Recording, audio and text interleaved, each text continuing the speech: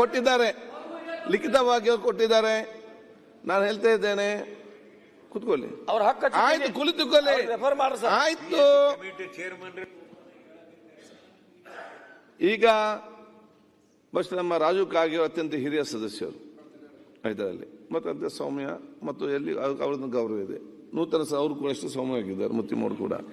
ಇವತ್ತು ರಾಜು ಕಾಗೆ ಅವರು revenue secretary ಅಂತ ಕಟಾರೇರವರು ಅವರಿಗೆ ಮಾಡಿದಂಥ ಅವಮಾನದ ಬಗ್ಗೆ ಇವತ್ತು ಅವ್ರು ಪ್ರಸ್ಥಾನ ಮಾಡಿ ನೋವನ್ನು ಇವತ್ತು ವ್ಯಕ್ತಪಡಿಸಿದ್ದಾರೆ. ಮುತ್ತಿಮೋಡವರು ಅವರಿಗೆ ACPಯಿಂದ ಒಂದೊಂದು ಅವಮಾನದ ಬಗ್ಗೆ ಕೂಡ ಇವತ್ತು ತಾವೆಲ್ಲ ಮಾತಾಡಿದ್ರಿ.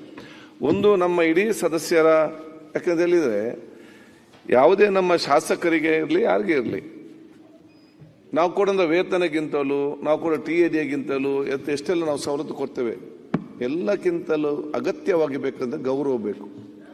ಗೌರವ ಇಸ್ ನಂಬರ್ 1.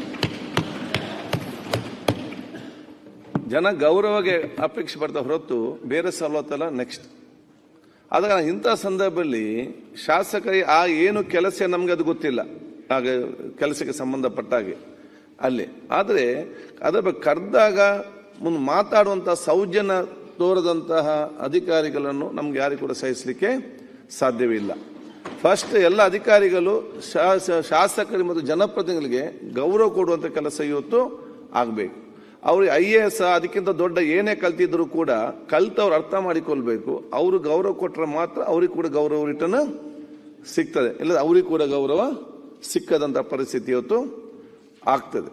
ಆದ ಕಾರಣ ಈ ಇನ್ಸಿಡೆಂಟ್ ಏನು ಕೆರೆ ಏನು ಇದೆ ಅದು ಬೇಕು ನನಗೆ ಗೊತ್ತಿಲ್ಲ. ಅದರಲ್ಲಿ ಅವರು ಅಧಿಕಾರಿಗಳ ಅದು ಏನಿರ್ಬೋದು ಕರೆಕ್ಟ್ ಇರ್ಬೋದು, ಅಥವಾ ಅಲ್ಲಿ ಇನ್ಸಿಡೆಂಟ್. ಮತ್ತು ನಾನು ಹೇಳುವಂಥದ್ದು, ಶಾಸಕರು ಕರೆದಾಗ ಮಾತಾಡಬೇಕಂತ ಹೇಳಿದಾಗ ಈ ರೀತಿ ಅವಮಾನ ಮಾಡೋದು ಅದು ಇಡೀ ಸದನಕ್ಕೆ ತೋರುವಂಥ ಅವಮಾನ ಅಂತ ಹೇಳಲಿಕ್ಕೆ ನಾನು ಇವತ್ತು ಬಯಸಿ, ಇದನ್ನು ಬಹಳ ಗಂಭೀರವಾಗಿ ನಾವು ಇಡೀ ಸರ್ಕಾರ ನಾವು ಕೂಡ ಪರಿಗಣಿಸ್ತೇವೆ, ಸರ್ಕಾರ ಕೂಡ ಪರಿಗಣಿಸಬೇಕು.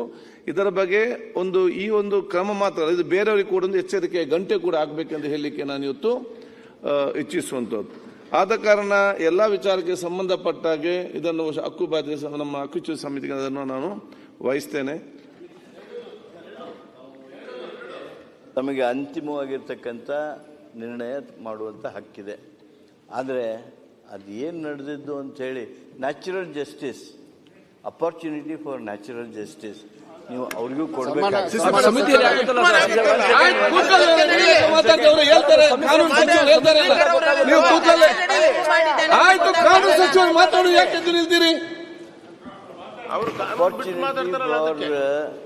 Giving him natural justice, kindly call all of these. You take any decision.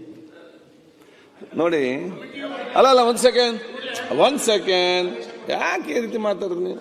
ಈಗ ಸರ್ಕಾರ ಅವ್ರದ್ದೊಂದು ಸಲಹೆ ಸೂಚನೆ ಕೊಟ್ಟಿಲ್ಲ ಅಂತ ನಾನು ಹೇಳುದಿಲ್ಲ, ನಿಮ್ಮ ಇದ್ದಾರೆ, ಯು ಆರ್ ರೈಟ್. ಬಟ್ ನಾನೇನು ಅಂತ ಹೇಳಿದ್ರೆ, ಈ ಅಧಿಕಾರಿಗಳು ಈ ರೀತಿ ಅವಮಾನ ಮಾಡಿದ್ದಕ್ಕೆ ನಮ್ಮ ಟೈಮ್ ನಾವು ಯಾಕೆ ವೇಸ್ಟ್ ಮಾಡ್ಬೇಕು? ಅವ್ನು ಕೂತ್ಕೊಳಿಸಿ ಹೋಗ್ಲಿ, ಅಕ್ಕಿ ನೋಡಿಕೊಳ್ಳಿ, ಏನ್ ಬೇಕಾದ್ರು ಮಾಡಿ, ಅವ್ರು ಮಾಡಿಕೊಳ್ಳಿ. ಅವರು ವೈ ವಿ ಆರ್ ಅವರು ಮಾಡುವ ತಪ್ಪು ನೀವು ನಮ್ಮ ಟೈಮ್ ಅನ್ನು ವೇಸ್ಟ್ ಮಾಡಿ ಕರ್ಸಿ ಕೂತ್ಕೊಂಡು ನಾವ್ ಯಾಕೆ ಇವರು ನಿಲ್ಬೇಕು? Summon him in the chambers. Listen to him.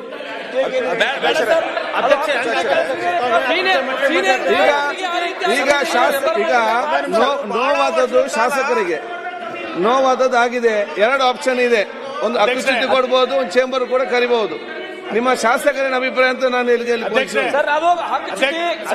Refer ಮಾಡಿದಿರಿ ಮಾಡ್ರಿ ಸರ್. ಅದು ನಾವೆಲ್ಲ ರೂಲಿಂಗ್ ಅನ್ನ ನಾವು ಸ್ವಾಗತಿಸ್ತೇವೆ. ಒಂದು ಒಳ್ಳೆ ರೂಲಿಂಗ್ ಅನ್ನ ಈಗ ನೋಡಿ, ಆ ಶಾಸಕರಿಗೆ ಆದ ಅವಮಾನ ಅವರಿಗೆ ಮಾತ್ರ ಗೊತ್ತು, ನಮ್ಗೆ ನಿಮ್ಗೆ ಯಾರಿಗೂ ಕೂಡ ಗೊತ್ತಾಗುದಿಲ್ಲ. ಅವರಿಗಾದ ನೋವನ್ನು ಸೊ ನಾವ್ಯಾಕೆ ಅವರಿಗೆ ಅಟ್ಲೀಸ್ಟ್ ನಮಗೆ ಅವತ್ತು ಏನ್ ಮಾಡ್ಲಿಕ್ಕಾದ್ರೂ ಅವ್ರಿಗೆ ನೋವಿನ ಮೇಲೆ ಮತ್ತೆ ನಾವ್ ಯಾಕೆ ನೋವು ಕೊಡಬೇಕು? ಆದಾಗ ನಾನು ಸರ್ಕಾರ ಕೂಡ ಹೇಳ್ತೇನೆ, ನೀವು ಶಾಸಕರ ಪರವಾಗಿ ನಿಲ್ಬೇಕು. ಅದು ಹಕ್ಕುಚ್ಯುತಿಗೆ ಹೋಗ್ಲಿ, ಅವ್ರು ಸ್ಟ್ರಿಕ್ಟ್ ಆಕ್ಷನ್. ಪಾಟೀಲ್ ಒಂದು ನಿಮಿಷ ಸನ್ಮಾನ್ಯ ಅಧ್ಯಕ್ಷರೇ, ತಾವು ಒಂದೇ ನಿಮಿಷ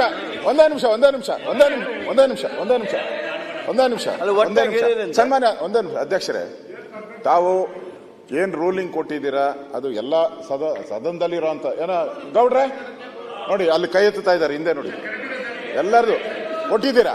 ನಾನು ನಮ್ಮ ಗೌರವಾನ್ವಿತ ಲಾ ಮಿನಿಸ್ಟ್ರಿಗೆ ಹೇಳುವಂಥದ್ದು, ಅವ್ರವ್ರಿಗಾದಂಥ ನೋವು. ಈಗ ನಂದೇ ಒಂದು ಮರ್ಯಾದೆ ಇರ್ತದೆ. HK ಪಾಟೀಲ್ರೆ, ನೀವು ನಿಮ್ಮ ಏರಿಯಾಗೆ ಹೋದಾಗ ನಿಮ್ದೇ ಒಂದು ಗೌರವ ಇರ್ತದೆ. ಗೌರವ ಹೋದ್ಮೇಲೆ ಮನುಷ್ಯ ಬದುಕಿದ್ರೆ ಏನು ಹೋದ್ರೆ ಏನು?